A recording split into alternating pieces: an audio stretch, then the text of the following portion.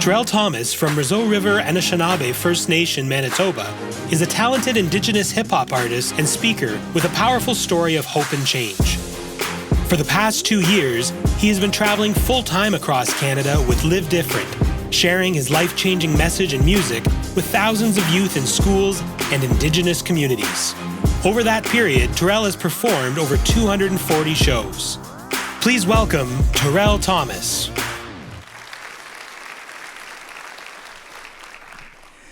Miigwech, thank you. All right, I got a question. How many of you guys want to hear a funny story? Put up your hands. Put up your hands. Yeah, shout out to that person right there. First hand up. I see you. All right, so in 2014, I was touring the country, and I went back to my home reserve, which is just outside of Winnipeg. And I remember I was doing this concert. I was on the last song of the night. It was one of those songs where it's kind of chill, but by the end of the song, I got everybody jumping. So I do this countdown. I'm like, 3, 2, 1, jump. And everybody in the crowd is going as hard as they can, man. It gets crazy up in the shows. So then I'm thinking, if these people are jumping for me, I should probably jump for them too.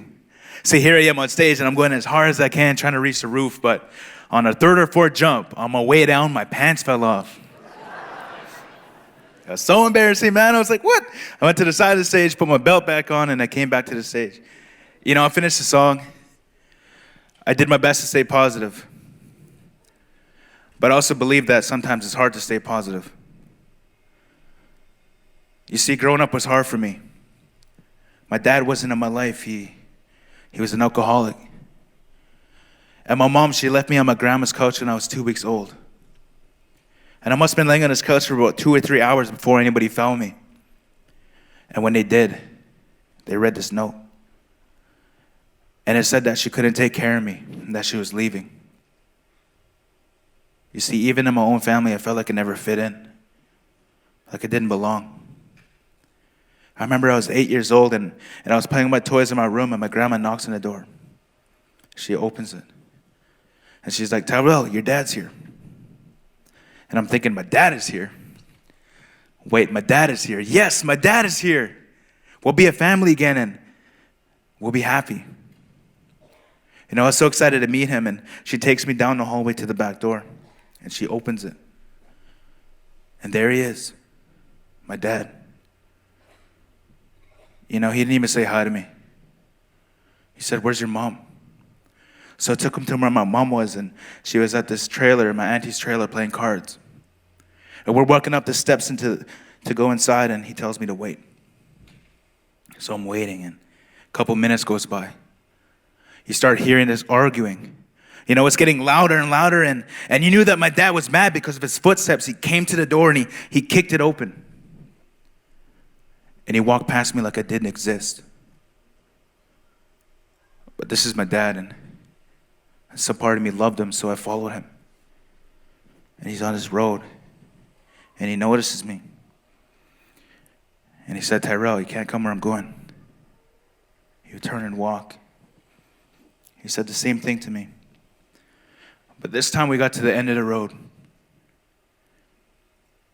He looked at his 8-year-old son. And he said, Tirrell, I'm never coming back. He said this to me when I was 8 years old. I remember I was hurting so much that I didn't know what to do. I watched him walk away until I couldn't see him anymore. I went to my grandma's house, and I remember my whole family was home, but I was crying so loud, and not one person came to see if I was okay. I felt like I didn't belong, like I didn't matter. So knowing that I wasn't going to find love at home, I started looking for love in other places. I started trying to be a gang member. I even got into a life of crime where I robbed this guy years later. His name was Curt. He had this 3-story house, and he had this gray van. He had a beautiful family. But I knew he was rich, so I had this plan to rob him. So I had my cousins help me out. I had one at the 4-way stop sign, another one in front of his house. So if they seen their van coming, they'd whistle to warn me. And as they're doing that, I'm at the back door, and I finally get through. And I search through most of the house, and I get to the master bedroom. And there's this dresser. Go from the bottom drawer to the top, and I open it. And there's these cards. So I cut them open, and they're Christmas cards that they got from their family and friends over the years. But inside them were $50 bills and $100 bills. So it didn't matter to me. I took it all, and I got my guys together. We left out the back door at the backyard, but one of the neighbors saw us. And later that night, we ended up at a place called the Sunflower Festival, where there was rides, food, a place we could spend the money that we just stole.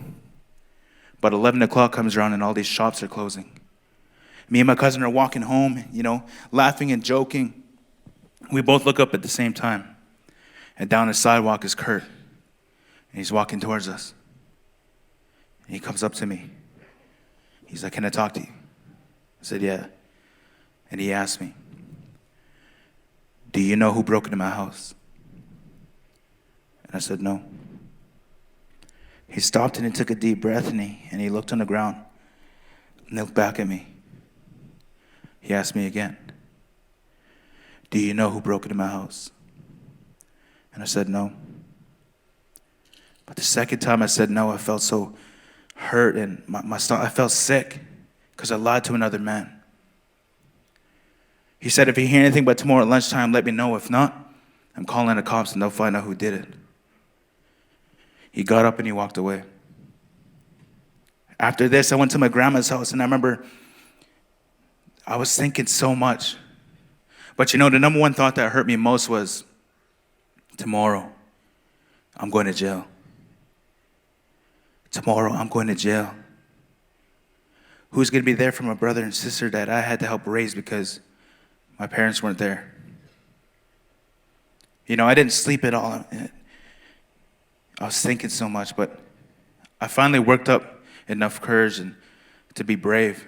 I called him the next morning at 11 a.m. I put in his number, and it rings, and he picks up. And I said, "Curt, I'm sorry I broke into your house. It won't happen again. And I'm ready to go to jail." I said that to him. He said, "I'm not going to call the cops on you. I want you to pay me back and help my family build a shed." Right away I said yes, and we both said goodbye and hung up the phone. And the next day I was walking to his house, and I was scared because I thought that I was going to get beat up or yelled at. But when I got there, Curt is right beside me. His kids are in the sandbox, and his wife is in the garden. The man that I just robbed is right beside me. He's asking me things I've never heard before. What do you want to do when you graduate? What do you want to be when you grow up? He looked past the boy who robbed him to see who I could be one day. He showed me love and forgiveness. It changed my life. It brought me to a place where I want people all over this country to know that there's purpose in struggle. You're not alone, and you're loved. I wrote a song about my mom and dad. Rather than being bitter and hateful towards them, I chose to understand, to love and forgive. So can I do that song for you guys? Thank you.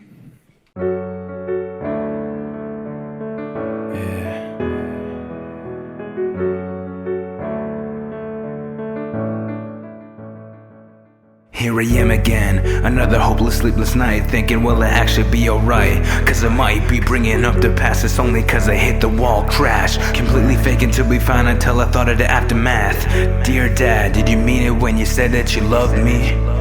And then you said, trust me.